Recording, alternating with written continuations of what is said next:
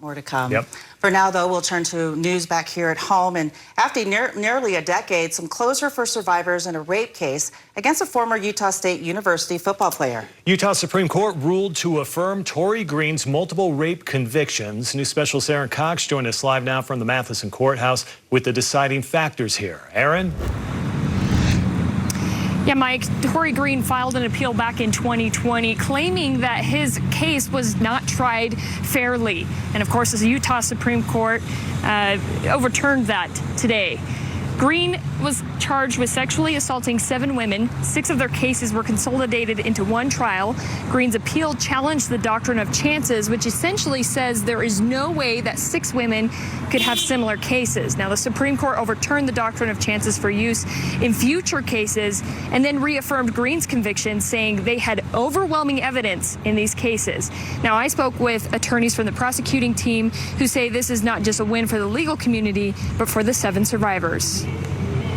It's enormously satisfying. I can't help but get a little emotional. I'm so grateful that the process is over for these women who spent so many years of their life both suffering from the consequences of these assaults and having to come to court and testify repeatedly in this case. It was a huge burden on them. Now, speaking with one of the survivors, she said today she woke up feeling the burden lifted after 8 years of going through this.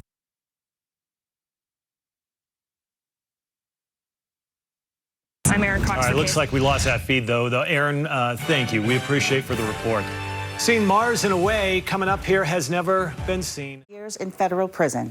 Tonight, we are hearing from a survivor of rape who says she finally has some closure after nearly a decade of seeking justice.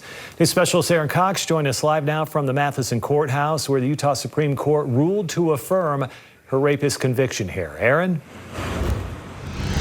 Yeah, that's right, Mike. There were 7 women involved in this case, and I spoke with one survivor. The last time I talked with her was in 2019 during those court proceedings, and today when I spoke on the phone with her, there was happiness in her voice.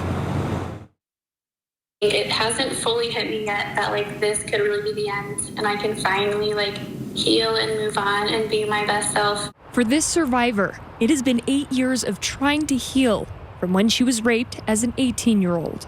I think that's been the hardest thing for me, is accepting that I'll never be who I was, because I loved who I was. I loved that woman.